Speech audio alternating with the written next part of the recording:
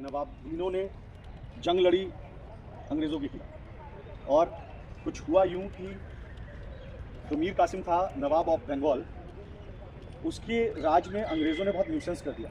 मतलब वो ट्रेड तो करते थे लेकिन they are not ready to pay tax.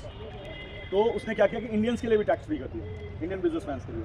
तो उस समय रिलायबिलिटी ज़्यादा इंडियन मार्केट में थी, तो लोगों को सस्ता सामान मिल जाता था, टैक्स भी नहीं देना पड़ रहा था, सब कुछ एकदम। तो अंग्रेज़ों को शाह आलम आ गया अवध आने के बाद सुजाउद्दौला ने भी उनका साथ दिया, और तीनों की फौजों ने मिलकर एक साथ बक्सर के मैदान में इनको रोकने का प्रयास किया। 60,000 फौजें थी, जबकि हमारे पास 50 से 60,000 की, और इनके पास 7,000। लेकिन वो सारे डिसिप्लिन थे, उनके पास चैनल्स थे, कैटेगरी थी।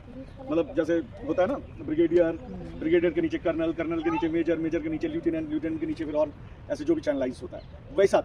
लेकिन हमारे यहाँ तो एक सिपे क्या बोलते हैं उसको, वजीर था, वजीर या सेनापति जिसको कहते हैं, सेनापति था। तो वो अपनी अपनी फौज 20-20 हज़ार की तीनों की फौजें थी मान लीजिए, तो तीनों अपनी अपनी फौजें। तो ये बंगाली सब आदमियों को समझने की भी बात है, अवधी आदमी बंगाली कैसे समझे, तो वो वाला मामला था। और इधर अवधी लैंग्वेज ज़्यादा यूज़ होती थी, तो कॉन्फ्लिक्ट्स थे कुछ ना कुछ, इसीलिए वो। और वो भी अंग्रेज़ पूरे मॉडर्न वेपन्स के साथ लबरेज थे, मतलब फुल ऑफ मॉडर्न टेक्निक्स उस समय की जितनी भी होती थी, वो सारी चीज़ें थी उनके पास। तो इसलिए वो जंग जो है हमारे नवाबीन हार गए। उसके बाद एक ट्रीटी हुई अवध वाली, बताते हैं हम आपको, द ट्रीटी ऑफ इलाहाबाद जिसे कहते हैं। तो द ट्रीटी ऑफ इलाहाबाद में क्या हुआ कि रॉबर्ट क्लाइव के साथ समझौता हुआ सुजाउद्दौला का। तो अब जो जीता है जंग वही अपनी शर्तें रखेगा। तो उन्होंने शर्त रखी कि हम अवध में अपना एक रेजिडेंट तैनात करेंगे, सबसे पहली शर्त, जिसका काम होगा नवाबों और अंग्रेज़ों के बीच में दोस्ताना संबंध बनाए रखना। दूसरी शर्त रखी कि हमारा जो जान या माल का नुकसान हुआ है उसके एवज में आपको हमें 50 लाख रुपए का जुर्माना देना है ना। उसके बाद तीसरी शर्त रखी कि हम अपनी फोर्सेस आपके यहाँ डिप्लॉय करेंगे और वो आपको प्रोटेक्शन देगी, उसके एवज में आपको उसका सारा खर्चा उठाना पड़ेगा, साथ में 26,000 पाउंड हर साल आपको हमें देना पड़ेगा। तो एक तरह से ये प्रेशर आ रहा था जनता के ऊपर। ये कहाँ जाएगा, ये स्प्लिट कहाँ होगा, ये सब स्प्लिट होगा जनता के ऊपर होगा स्प्लिट, और जनता परेशान हो जाएगी, हैरान हो जाएगी एकदम। तो वो खतरनाक बात है। फिर धीरे धीरे समय बीता गया, कहते हैं 10 सालों के अंदर ही ये बहुत बीमार पड़े और इनकी मृत्यु हो गई। जमींदोज हो गए ये सुजाउद्दौला साहब। उसके बाद इनके बेटे को फैज़ाबाद से बुलाकर नवाब बनाया गया। आसिफुद्दौला बहादुर भी इन्हीं टैक्सेस और इन्हीं सारी चीज़ों के चंगुल में फंस गए, क्योंकि नवनियुक्त थे, और ये भी जमींदोज हो गया 1797 में। हम थोड़ा जल्दी सुना दे रहे हैं, जिससे आप लोग जाइए आराम से फोटोज़ खींचे, नहीं तो आधे घंटे 1 घंटे की स्पीच चाहिए।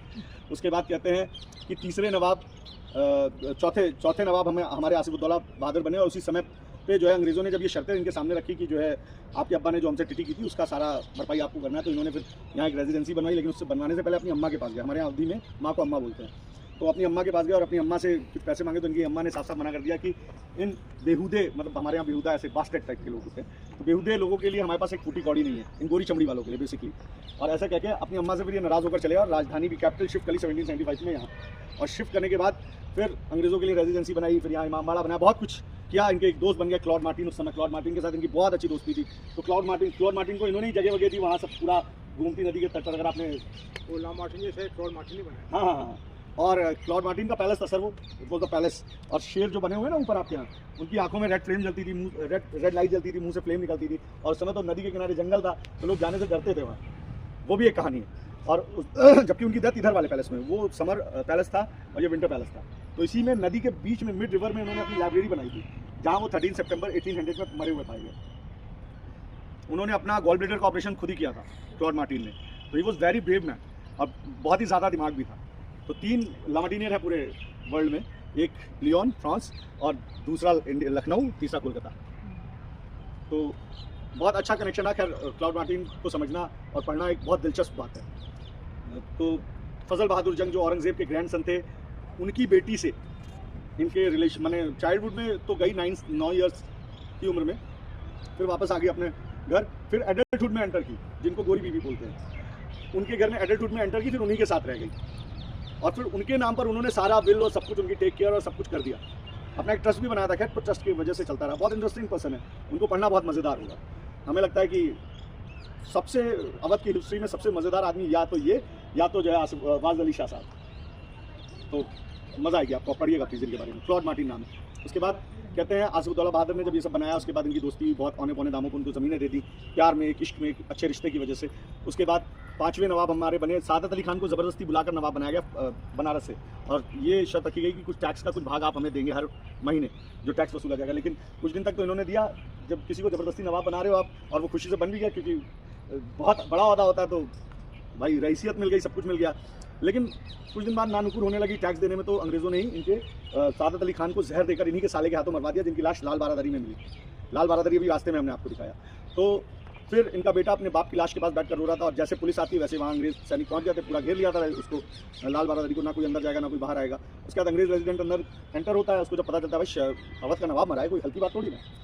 तो वहाँ उनके बेटे से जो बात होती है वो ये होती है, यानी गाजीउद्दीन हैदर और अब रेजिडेंट के बीच में ये बात हो रही है कि Awadh would be independent state. तो he becomes first king of Awadh. Ghaziuddin Haidar पहले बादशाह बने अवध के, और अवध इंडिपेंडेंट हो गया। दिल्ली टैक्स नहीं भेजना है, ना दिल्ली को रिप्रेजेंट करना है, ना कुछ करना है। सारा टैक्स अवध में खर्चा होगा और अंग्रेजों की जेब में जाएगा। अंग्रेजों का दिमाग देखिए। लेकिन टैक्सेस बढ़ रहे थे ना। फिर दूसरे नसीरुद्दीन हैदर हुए, तीसरे हुए मोहम्मद अली शाह, चौथे हुए अमजद अली शाह, जिन्होंने हजरतगंज वाली लेन बनाई। बादशाह हुए ये।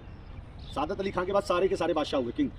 उसके बाद लास्ट नवाब जो बने वालिद अली शाह साहब, उनके बारे में कहते हैं कि उन्होंने इस शहर को कला, संस्कृति, सभ्यता का एक केंद्र बना दिया, एक हब बना दिया। जो इंपॉर्टेंट पर्सन्स होते थे, जो इंपॉर्टेंट कलाएं होती थी, चाहे हैंडीक्राफ्ट वर्क हो, चाहे म्यूजिक हो, चाहे डांस हो, कथक हो, ठुमरी हो, दादरा हो, जो भी क्लासिकल म्यूजिक्स हो, सबका एक केंद्र बनाया और एक स्कूल बनवा रहे थे, एक हब बनवा रहे थे। लेकिन साथ साथ उन्होंने फ्रेंच आर्मी से कुछ सोल्जर्स, सर गौर करिएगा, फ्रेंच आर्मी से कुछ सोल्जर्स बुला रखे थे, और वो सोल्जर्स के द्वारा अपने मुख्य कमांडर्स को ट्रेनिंग दिलवा रहे थे और अपनी एक फोर्सेस बना रहे थे कि एक हमारी बड़ी फोर्स बन जाएगी तो हम अंग्रेज़ों का मुकाबला करेंगे। लेकिन अंग्रेज़ों को पता नहीं कहाँ से ये बात पता चली और उन्होंने उन्हें मना किया, लेकिन ये माने नहीं।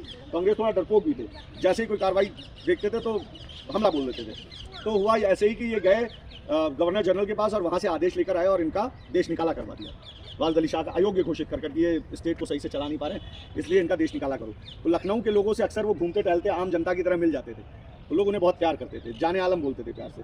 तो जब यहाँ से उनका देश निकाला हुआ तो कहते हैं औरतें और बच्चे खड़े होकर पीछे रो रहे थे और हाथ हिला रहे थे अपने अपने छतों से, उनको गुड बाय बोल रहे थे, और यहाँ के मर्द उनके पीछे पीछे चल रहे थे और उनको छोड़ने जा रहे थे कानपुर तक। वो भी रो बिलख रहे थे और कहते हैं उसके बाद कि वो यहाँ से जब गए हैं तो ये गाते हुए गए, अपनी द्वारा लिखी गई एक गज़ल है, नज़्म है, जिसको गा रहे थे कि बाबुल मोरो नैहर छूटो ही जाए, चार कहार मोरी डोली लिए जाए। आप सुन सकते हैं, ये यूट्यूब पे भी अवेलेबल है। उसके बाद यहाँ से जब वो कोलकाता पहुँचे अपने साथ हुई जातियों की शिकायत करने विक्टोरिया से, तो कहते हैं मटिया बुर्ज में ही उनका देहांत हुआ और वहीं वो जमींदोज हो गए। और यहाँ के लोगों ने उनकी कसीद में उनकी याद में बोला कि हाय हमारे जाने आलम। जब उनको खबर मिली कि कैसे क्या कह रहे होंगे, what was the last word, उनके क्या होंगे हमारे लखनऊ वालों के लिए, क्योंकि हम लोगों को बहुत प्यार करते थे। तो लखनऊ के एक लोगों ने, क्योंकि मिजाज से शायर भी होते थे लखनऊ के लोग, तो यहाँ के किसी एक व्यक्ति ने शेर पढ़ा कि मिट्टी मेरी कब्र से, उनके लास्ट वर्ड यहाँ का आदमी पढ़ रहा है कि मिट्टी मेरी कब्र से चुरा रहा है कोई, मिट्टी मेरी कब्र से चुरा रहा है कोई, मरने के बाद भी याद आ रहा है कोई, मिट्टी मेरी कब्र से चुरा रहा है कोई, मरने के बाद भी याद आ रहा है कोई, ऐ खुदा एक पल की ज़िंदगी और दे मुझे, ऐ खुदा एक पल की ज़िंदगी और दे मुझे, मेरी कब्र से उदास जा रहा है कोई, मेरी कब्र से उदास जा रहा है कोई।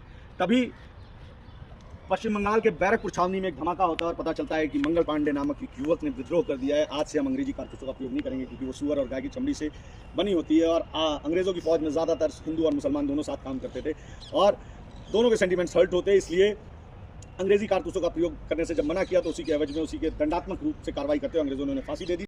और जब ये बात मेरठ पहुंची और मेरठ में उनकी बटालियन को पता चला तो पूरी बटालियन ने विद्रोह कर दिया।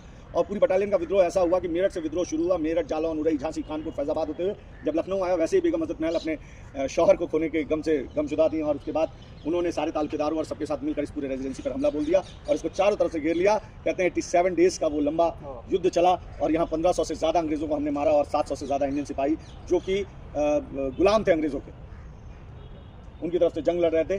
तो कहते हैं कि यहाँ चारों तरफ लाशें लाशें बिछ गई। 3 मोर्चे हुए यहाँ एक बैटल हुई, the battle of Chinhat, the battle of Ismailganj, the battle of Sikandarbagh में सिख बटालियन ने हमें बहुत नुकसान पहुँचाया जो उनकी तरफ से लड़ रहे थे सिख।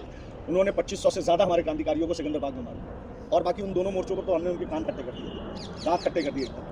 लेकिन यहाँ से फिर 24 नवंबर को रातों रात कॉलिन कैम्पबेल, जहाँ 926 औरतें और बच्चे जो बच्चे थे, रातों रात इस जगह को आकर खाली करवा देता है और यहाँ से निकल जाता है। फिर कभी दोबारा अंग्रेज इस जगह पर रहने लायक नहीं बचे।